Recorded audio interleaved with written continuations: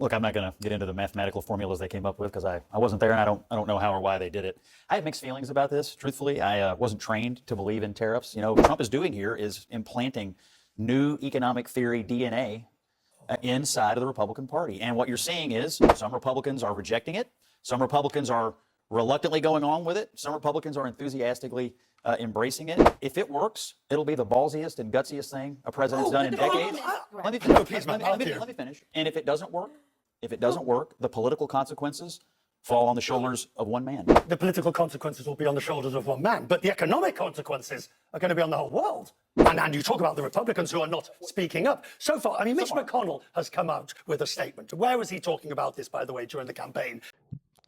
Check out this CNN exchange. Scott Jennings in this exchange makes a humble acknowledgement about behold tariff situation.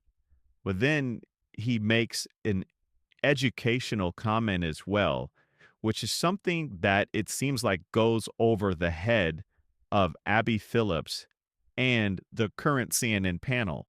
Let's watch this and watch the education being done in this video. Make sure you like and subscribe. The Republican caucus about 2 months ago had this screening of Ronald Reagan. And I went for the movie. And they should have another screening. And they should play Ronald Reagan on tariffs. And Ronald Reagan will say, it seems like the patriotic thing to do. But those people in Congress, they're just bowing to special interests. And tariffs always raise rates. They cause inflation. They hurt competitiveness. They hurt innovation. And it's a false patriotism. Don't fall for it. And they should just watch that over and over and over again.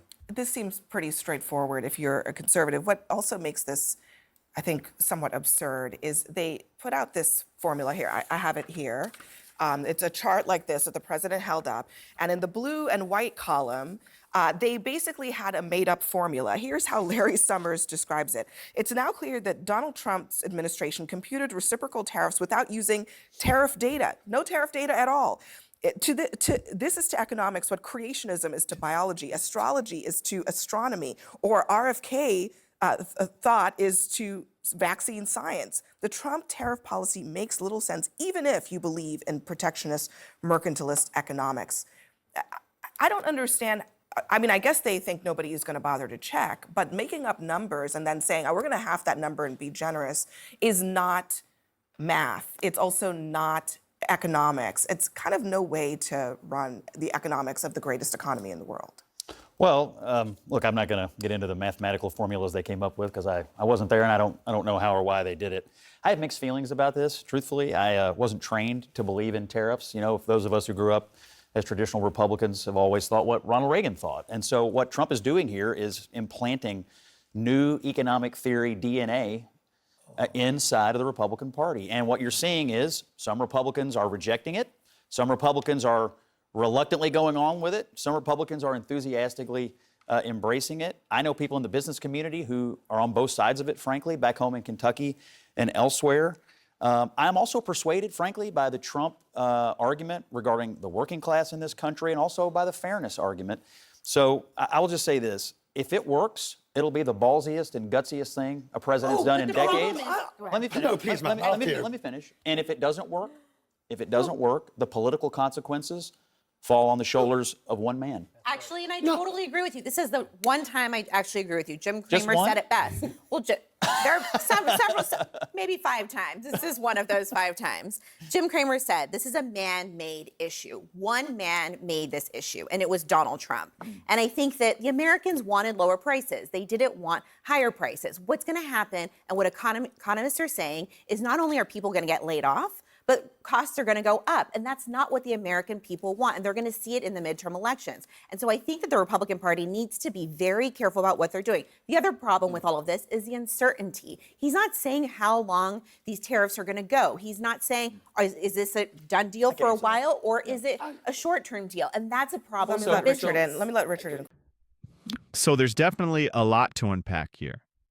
So the fact that individual and people are somewhat nervous or fearful or just confused about the whole tariff situation is understandable, especially when they don't know the time period and how long this is going to go on for.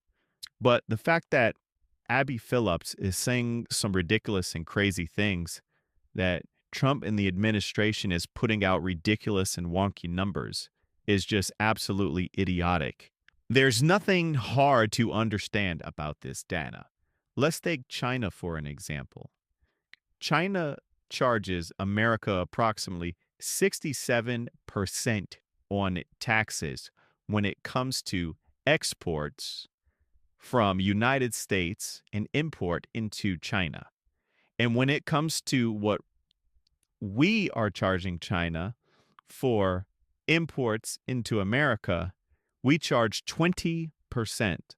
So for us to do a reciprocal tariff on the tax that we have of them of 34% makes us charge them 54% to them charging us 67%. There's nothing too difficult about this math if you have some decent common sense and you have a decent brain. So that's one. Part two is, who the heck listens to Jim Cramer? They're saying Jim Cramer said some important things about this tariff, somehow they're not that good. I heard the interview, and Jim Cramer said, the market is going to correct itself. Don't worry. And at the end of the day, first of all, whatever Jim Cramer said in the other part of the interview, it really doesn't even matter because nobody listens to Jim Cramer when it comes to economics. Abby Phillips is absolutely insane on this. You talked about the political consequences will be on the shoulders of one man, but the economic consequences are going to be on the whole world. This is an experiment that should not have been taking place. Because, and you talk about the Republicans who are not speaking up. So far, I mean, Mitch McConnell has come out with a statement. Where was he talking about this, by the way, during the campaign when we knew that tariffs were going to be large on the agenda? You also said... You just raised an issue. You said during the campaign, when we knew, because Donald Trump no one ever about expected this madness. They expected Donald Trump to enact tariffs. He did it in his first term. Let's be clear.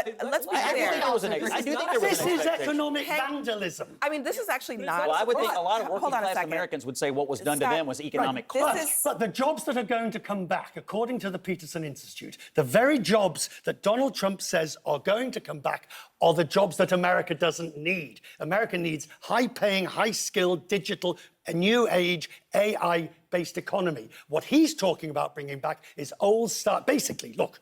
Well, no, here is a shoe. It's my shoe, right? It is made in China. You talked about these luxury products. They are. Right, but you take your shoe off and see where it's made. Yes. Made in China, made in Vietnam. This is going to be 34% more expensive. It's an ordinary shoe bought in a discount store. Look, I I represent Silicon Valley, but I think this country needs more than tech and AI jobs. We definitely need manufacturing, and we need to be a manufacturing superpower. Here's my problem with the tariffs. On the one hand, he's saying, well, this is not permanent. This is just a negotiating technique. Now, if you really think that, and you're Jim Farley at CEO of Ford, or you're the CEO of Mary Barra, are you going to go to your board and say, well, let's put billions of dollars and build new factories, when Donald Trump himself is saying that 2 months later he may take this? I don't think Donald Trump is saying that.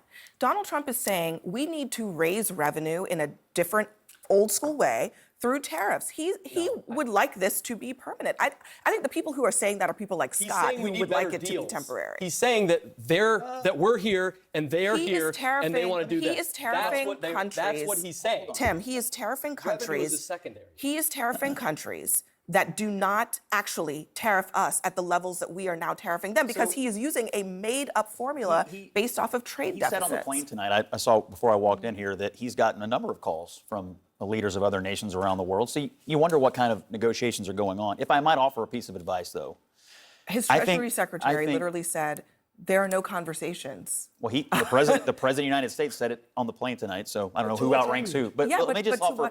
Exactly. I think to what end is a very important offer a piece of advice. question. I do think that if an American ally comes to the table, like Israel did, and said we're totally eliminating our tariffs, we should immediately reward that. Because I do think part of the game here is, if you want to work with us and you want to treat us and American creators and American businesses fairly, we want to do the same for you. Israel did that. I assume other countries are going to do that. Israel did that, and guess what? Guess what they did to Israel? They slapped them with a 17% I know. I'm saying we should treat them. We should treat them the same. 17% tariff. But if all the countries do what you say, Scott, and everybody does sort of come back to this level playing field, then the president is not going to get this other renaissance in manufacturing and renaissance of new jobs, because the level playing field, you make goods and services where it is economically advantageous to do so. And at the moment, in the United States... Let's start digging up some diamond mines and exporting those, and then it will justify the tariffs that we have placed on small African nations for diamond imports. Some of this does not make logical sense. Scott Jennings explained this beautifully. If countries want to come to a resolution, such as what was done with Israel, lower your tariffs or drop your tariffs, and we will do the same. And that's all Trump wants to do.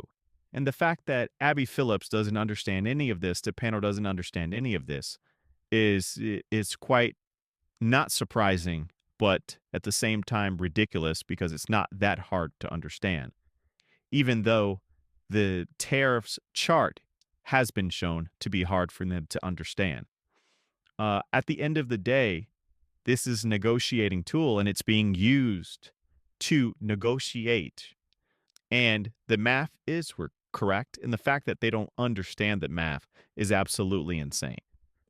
I hope you liked this video. Make sure you like and subscribe to the channel. See you on the next video.